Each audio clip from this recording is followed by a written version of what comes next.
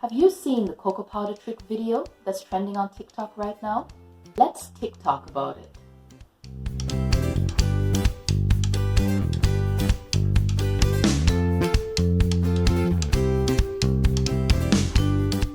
Wow, amazing.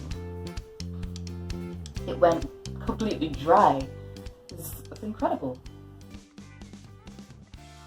Cocoa powder is hydrophobic. Just a fancy way to say that it does not readily mix with water. So we think that when you dip the spoon of cocoa powder in milk, only the very surface of the cocoa absorbs the milk, forming a layer.